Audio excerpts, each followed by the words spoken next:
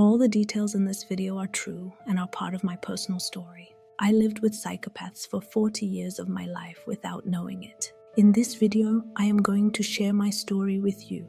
But not only that, I am also going to teach you how to identify patterns, the signs that may reveal whether you are in danger, whether you might be manipulated to serve others physically, emotionally, and energetically, and I will also teach you the mental hack to leave the situation. Very simple, but powerful, because this is not only about physical risk to our lives. The most dangerous predators do not necessarily need to use physical violence.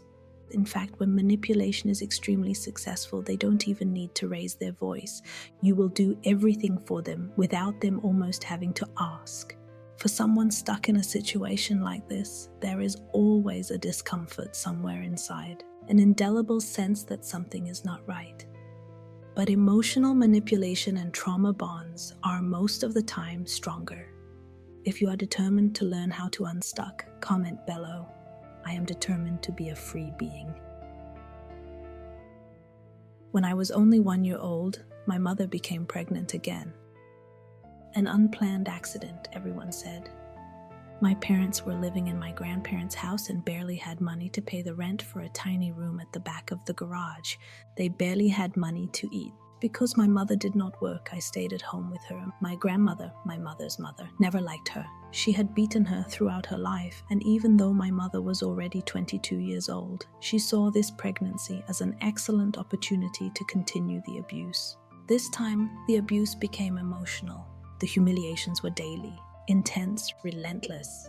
My grandmother constantly exposed my parents' poverty. She raised doubts every day about what we would eat or what would become of us in the future. She used the pregnancy as a weapon to inject fear, to affirm that our lives would become hell.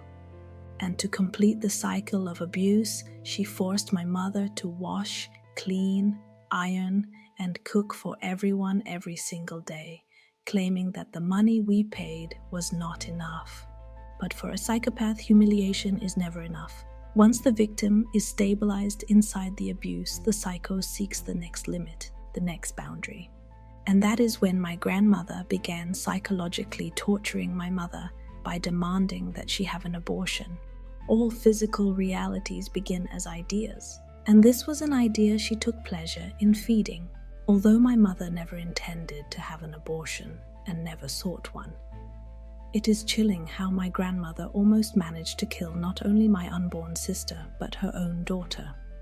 My mother, young and previously healthy, lost weight every day. Her teeth deteriorated, her entire body collapsed. Despite being pregnant, she looked like a corpse, extremely ill. When my sister was finally born, she almost died in her first month of life. She suffered severe digestive and respiratory problems for more than a decade. Yes, my sister, who was welcomed into life with continuous stress, endured serious health issues throughout her entire childhood and teenage years.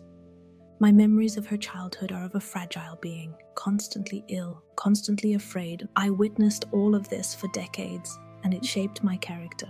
I became shy but protective, fragile in appearance, yet courageous in the face of injustice. The truth is, I also became an easy target. I believe I lived up to what an older sister should be. I protected my sister every time we faced family violence together. The saddest part is this: I became strong for her and for others, but never for myself. Who are the psychos? In my case, I grew up believing that family would take care of me, that they were my greatest defenders, that they would teach me how to love. If we stick together, everything would turn out well. This, despite the fact that it was my own family who violently expelled me from home when I was only 3 years old, as I shared in the previous video. Still, I continued to believe in family love. This belief was the strongest one I carried throughout my life. Society tells us, across all layers, that family loves and protects, that this bond is sacred and unbreakable, and that any exceptions are rare anomalies. Blood bonds, we are told, will remain when everything else fades. But human nature is flawed, and those flaws extend everywhere, including family systems. Statistics completely destroy the myth of inherent family benevolence. In all human relationships, there are power hierarchies, sometimes invisible, In families, they are explicit. There is a symmetry of power, economic dependence, emotional dependence, and all of this makes the family the ideal environment for abuse. Abuse that is often continuous, normalized, and thus extremely difficult to expose. So no, it is not necessarily true that family will love and protect. Every false belief must be replaced by one golden rule: reciprocity. Anyone who does not hold reciprocity as non-negotiable is at risk. You must replace all beliefs about love, loyalty, and devotion with the absolute requirement of reciprocity.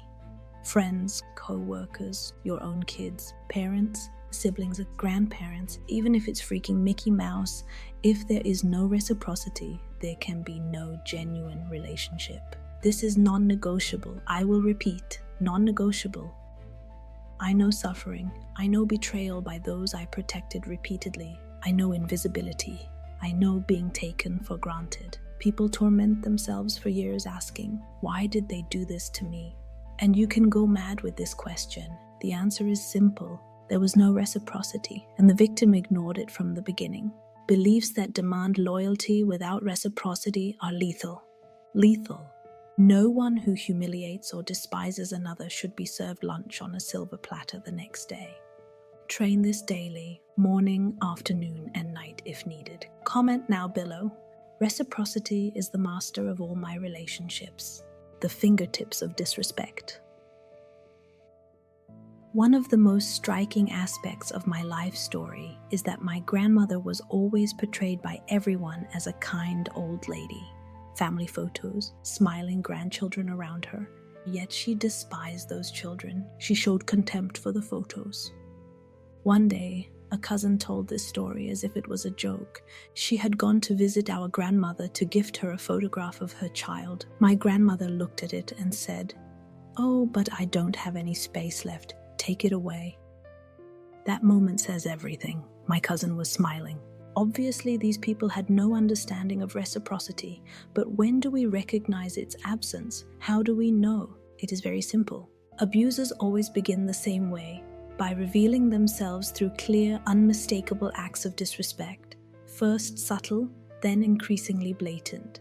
How is it possible that no one noticed the behavior of that grandmother, you may ask, and yet this is exactly how it happens. Beyond the unquestionable beliefs we collectively engrave into our subconscious. Beliefs like family comes above everything. These camouflage psychopaths operate by testing the invisible limits of each one of us. In every type of relationship, the greatest danger is always found in the very first forms of disrespect. It never begins with something explicit. It begins small, subtle, passive, almost like a joke.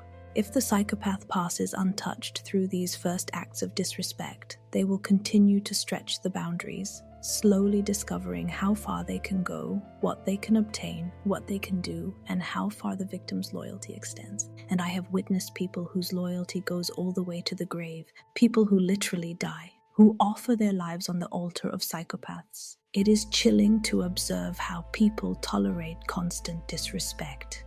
Disrespect that grows larger, more grotesque as time passes within toxic and unbalanced relationships. This is precisely why these two rules are such powerful defenses for anyone learning how to deal with human nature and build healthier relationships. Even though a psychopath will constantly test someone's limits, they will receive no energy, no time, and no importance if the rule of reciprocity is deeply rooted in the psyche. The reciprocity rule cuts the bond with those who are not authentic or generous. The no disrespect rule prevents us from dismissing disrespect as something trivial. Refusing to tolerate disrespect keeps us alert. It creates tension inside our bodies. That is great. Embrace that tension. Refusing disrespect, even the smallest kind, signals to the offender that they will be exposed if they continue. And no opportunistic offender wants an open war. No psychopath wants to declare themselves or even be identified as a potential threat.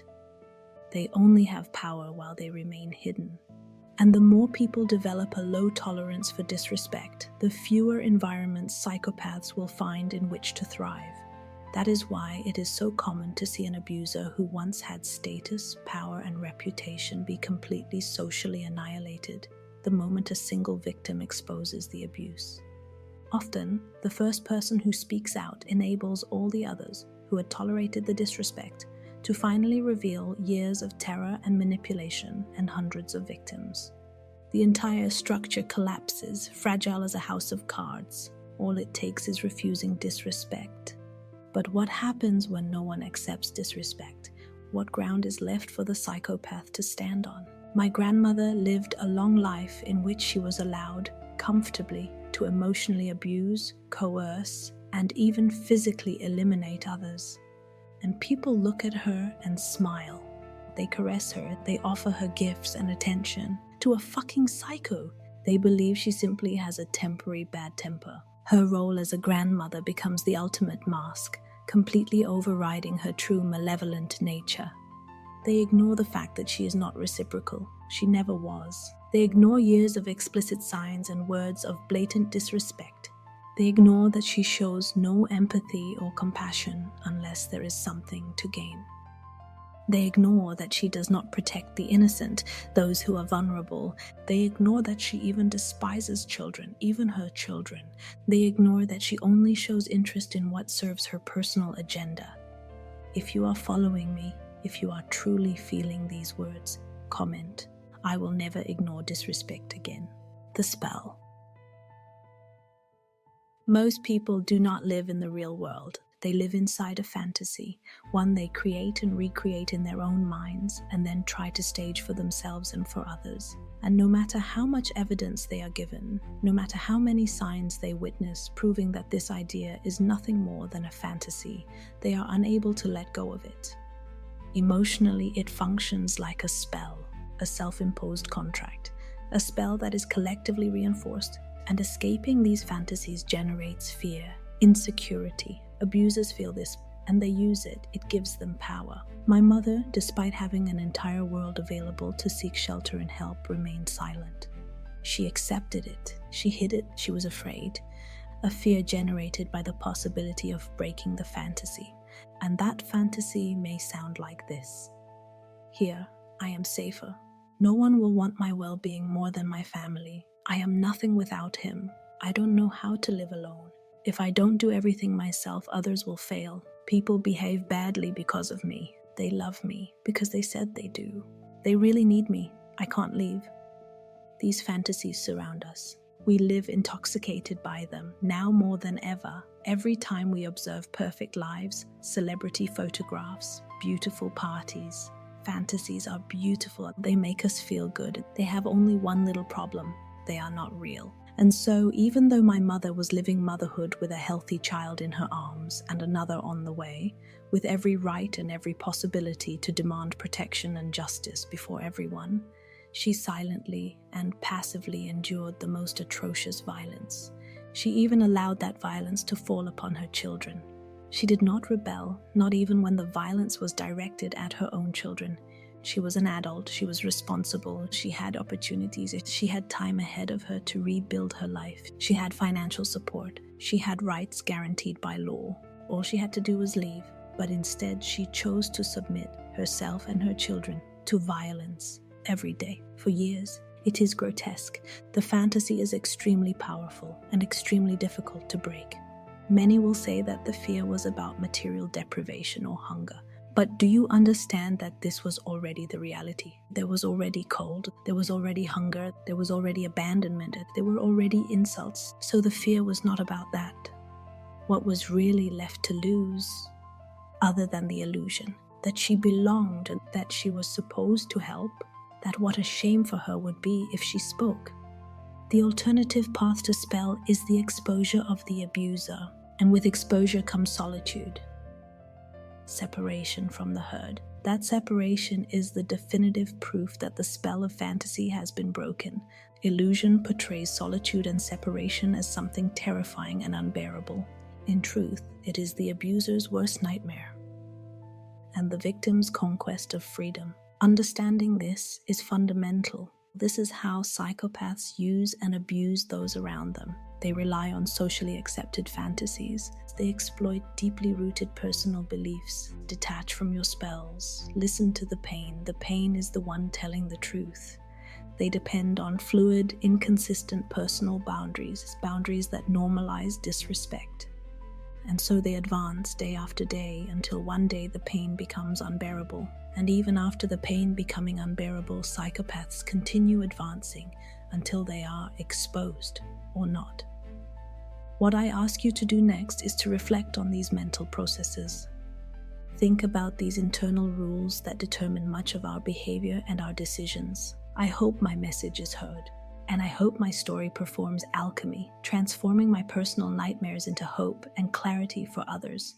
If this message touched you, comment, "I refuse to live a lie. I only accept freedom."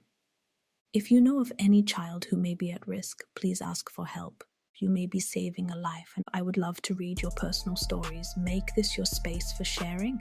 If this message resonated with you, so this message can reach others. Don't miss the next chapter of my life. Yours truly, Artemisia.